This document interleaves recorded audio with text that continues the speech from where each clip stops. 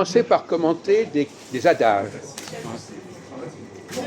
Alors, un adage bien connu, je vous écoute. Qu'est-ce que vous en pensez? Séparer le bon grain de l'ivraie. Qu'est-ce que ça veut dire? Qu'est-ce que vous comprenez de cette formule? Comment ça s'applique dans la réalité? C'est dans les évangiles. Faire la distinction entre le bon et le mauvais. Oui. Donc,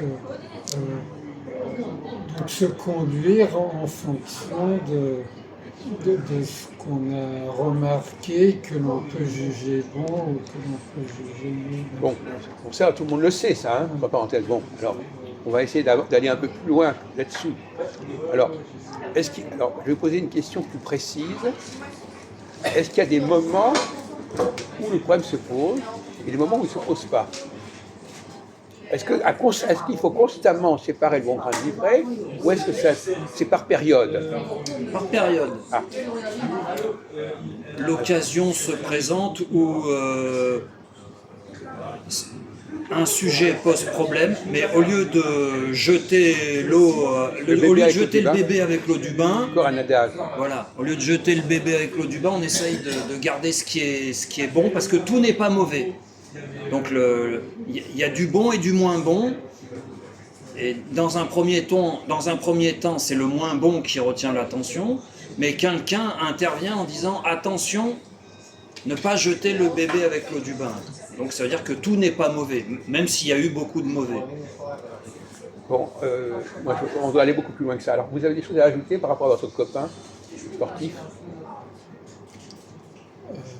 Des choses qui montrent un peu plus d'intelligence, enfin, aller un peu plus loin dans la réflexion, parce que là, pour l'instant, ça va pas très loin. C'est-à-dire, on peut se poser la question de savoir ce qui est vraiment bon et ce qui est vraiment mauvais. Oui. Parce que c'est une question d'appréciation qui peut être liée à sa propre culture, à son vécu. Alors, je vais vous poser une question. Quel est le verbe, en français, le verbe, qui sous-tend cette expression « séparer le bon grain de l'ivraie ». Quel est le verbe? Trier, voilà, bravo. Trier. Il faut savoir trier. Trier le bon grain de l'ivraie. Venez, asseyez-vous. À mes côtés. Non, à mes côtés. Alors, on voudrait avoir votre avis là-dessus, et après, je continuerai. Hein. Non, à côté. Non, à côté. Ah, là, sur le fauteuil. Fauteuil en cuir. Bon, alors, c'est pas du vrai cuir. À la droite. Il y a ceux qui sont à gauche et ceux qui sont à la droite. C'est vrai. Oui, enfin, c'est ça. À la droite du maître. Oui, ça c'est vrai. Voilà Gassan d'ailleurs. Venez Gassan, mettez-vous là. Alors, on commence. Qu'est-ce que vous pensez de la formule de l'évangile? Séparer le bon grain de l'ivraie. Nos amis ont déjà parlé. On ne va pas continuer trop longtemps, mais avez-vous un point à aborder là-dessus? À quel moment dans la vie, c'est la question, à quel moment dans la vie des gens la question se pose? Est-ce que le problème du tri se pose en permanence ou est-ce qu'il se pose de manière périodique? Est-ce que vous, par exemple, dans vos vies respectives, il y a des moments où vous avez eu à séparer des choses, à vous débarrasser de certaines choses, et d'autres moments où, au contraire, quel est le contraire de cet adage? Quel est le contraire? Bonne question. Quelle est l'attitude inverse? C'est mélangé. Hein, le mélange. Oui. Vous voulez dire, C'est de l'ordre du mélange. vous voulez dire un adage en particulier qui Non, serait l'inverse? non, pas un adage. Pas un adage. Pas un adage. Donc Mais l'ère de séparation, une c'est le situation, mixage, c'est le toute mélange. situation a son pendant. Donc quel est le pendant, le conseil en question? Pourquoi à un certain moment il n'est pas suivi? Parce que si on dit séparer le bon grain de l'ivraie, c'est qu'à un moment donné, l'ivraie s'est installée. Voilà. Le contraire, c'est l'inclusion. C'est inclusion-exclusion. Voilà, alors. Donc, séparer le bon grain de l'ivraie, c'est une exclusion.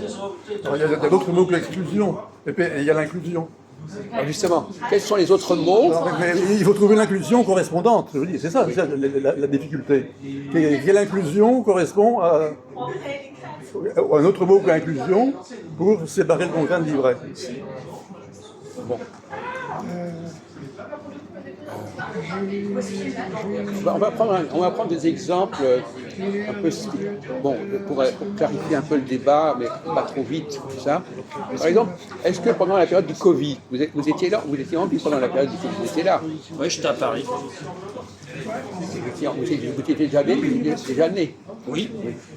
Alors, est-ce qu'en période de Covid, on était dans la séparation du bon grain de l'ivraie ou au contraire on était dans l'inclusion? On était dans l'éviction. C'est-à-dire, l'éviction, c'est un autre mot pour parler de la même chose. Ben non, justement pas. Quoi? La politique du gouvernement français, ça n'a pas été de séparer le bon grain de l'ivraie. C'est pour ça dire qu'on a... Elle était ambiguë, je dirais. On a appliqué à l'ensemble de la population des règles de sécurité.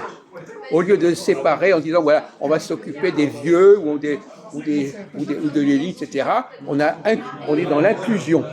On inclut tout le monde dans un seul et même ensemble. Oui, parce qu'on n'accorde pas le bénéfice du doute. Et actuellement, on renverse la position. Actuellement, on commence à dire on a fait trop de choses, il faut classer les problèmes, il faut catégoriser. On ne peut pas continuer à faire des trucs comme ça. Trop général. Voilà. Trop général, trop vaste. Voilà. Quand on généralise trop, c'est l'opposition à séparer le bon grain et l'ivraie. Quand on englobe tout le monde, on n'est plus dans la séparation du bon grain et l'ivraie. Quand on englobe les hommes et les femmes, est-ce qu'on est dans le bon, est-ce qu'on sépare le bon grain et l'ivraie?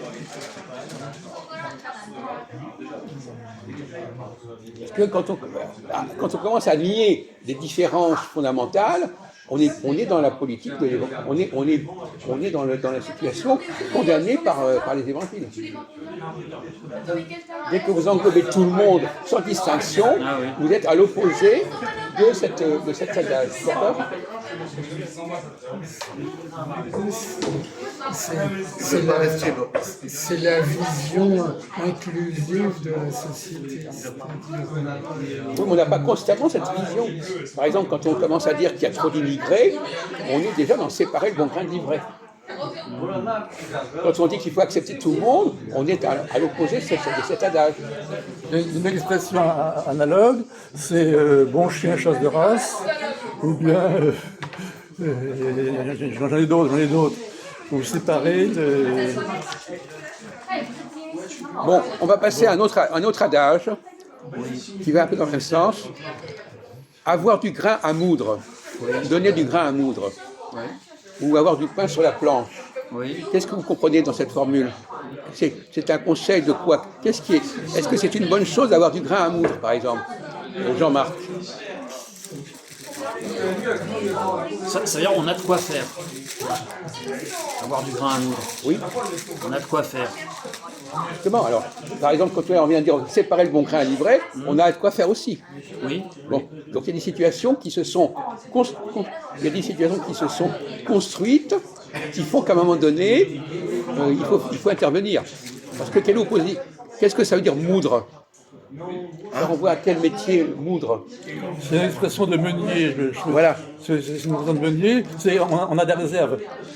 Avoir du grain à moudre, c'est avoir des réserves de blé dans un sac qu'on envoie dans la meule. Ouais.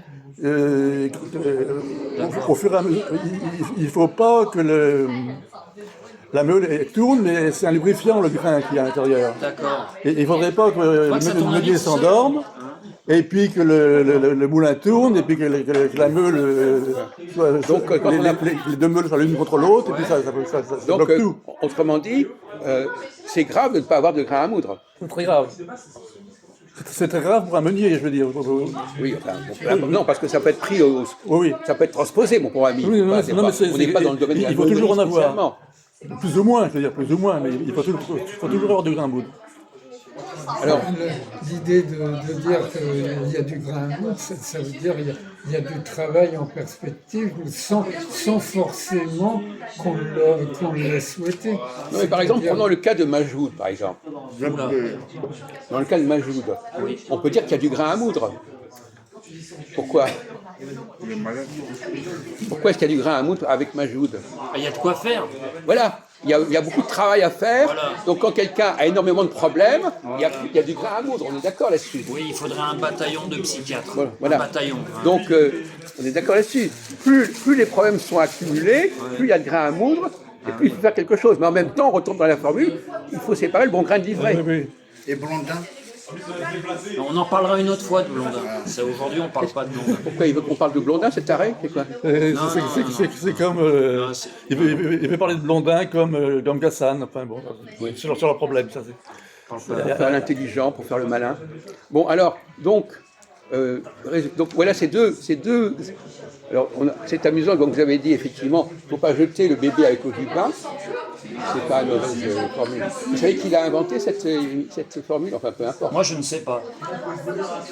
Quelqu'un sait? Alors, c'est Kepler qui a dit que dans le cas de l'astrologie, il ne fallait pas jeter le bébé avec l'eau du bain. Ça veut dire quoi? C'est-à-dire, quand on dit qu'il ne faut pas jeter le bébé avec l'eau du bain, ça veut dire quoi? Quel est le conseil? L'eau du bain, elle est de quelle couleur, l'eau du bain? Blanc. Sale. Elle est sale. Ah oui. Vous dites blanc, c'est vous qui a dit blanc? Non, mais c'est Non, pas elle toujours est pas qui- très Ah propre. ben lui, il a dit la connerie qu'il ne fallait pas dire, évidemment. Elle est pas très Quand propre. quelqu'un prend son bain, ça salit l'eau. Donc elle n'est pas blanche, l'eau du con. Hein? Bon, il n'en rate pas une. Vous pouvez le rester à côté parce que c'est pour le calmer. Oui. Donc, l'eau du bain, elle est sale. Ah non. Et quand quelque chose est sale, il ne faut pas pour autant jeter le bébé qui est dans l'eau sale. Voilà. Il ne faut pas jeter. Si vous avez un sujet, il peut y avoir des choses sales autour, il ne faut pas tout jeter. Il faut garder l'essentiel. Et donc là, c'est presque l'inverse. C'est pas livrer. Il faut garder le bon grain et ne pas attaquer le bon grain sous prétexte qu'il y a de l'ivraie. Donc, c'est l'idée de purifier, quoi. Non. Non, justement. Ne pas jeter le bébé avec l'eau du bain, ça veut dire, sous prétexte qu'on veut purifier, on jette tout. C'est l'inverse. Bon, alors, je reviens à ma question existentielle. Est-ce qu'il y a, par exemple, si on prend la gauche et la droite, est-ce que la gauche et la droite, elles sont plutôt dans le proverbe qu'il faut trier ou qu'il ne faut pas trier? Qui est-ce qui est dans le tri et qui est-ce qui est dans le non-tri dans les deux cas? La droite. La droite est dans le tri, hein, c'est ça? C'est la gauche, donc. Ah bon, alors vous n'êtes pas d'accord. La gauche, elle est anti-droite. C'est un peu Alors une que la droite est tautologie, non? anti-gauche. Non, attention, il dit n'importe quoi. Non, je veux dire. Oui, les gens qui sont dans le tri, ils sont C'est la droite. de manière anti quelque chose. Je connais des choses. Je connais des choses. La gauche est anti-droite, la droite C'est la pas droite. anti-gauche. D'accord, on a compris. On ne va pas jouer sur des mots comme ça pendant des siècles. Alors vous, qu'est-ce que vous en pensez? Le programme de droite, il est plutôt en faveur du tri ou en faveur du non-tri? En faveur de l'inclusion ou en faveur de l'exclusion? Oui, je suis d'accord avec ce qui a été dit, bien sûr. Oui, droite. Dit par qui? Dit par qui? Par moi en premier. Oui, enfin, donc la droite, elle prétend faire des distinctions entre des gens peut-être suivant leur mérite ou pas. Alors, le mérite. Ouais. Non? Ouais. Non, c'est pas ça? Bon, réponds-toi.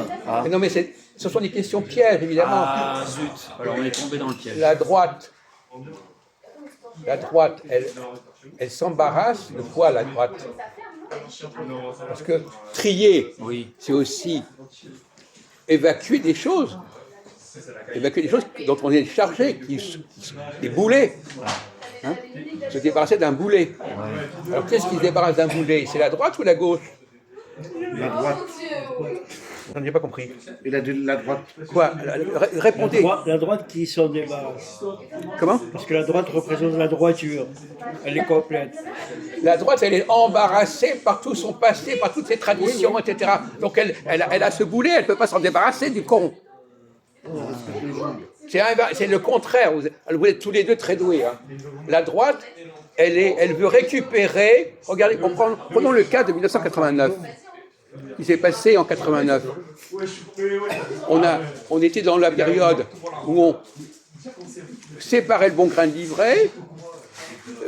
Dans la période de 89, on était à droite ou à gauche, à votre avis? En Allemagne, enfin en Russie. Les pays qui ont revendiqué leur indépendance. C'est la gauche. Solidarnosc, tout ça, la Pologne. Ils le faisaient au nom de leur nation, de leur pays.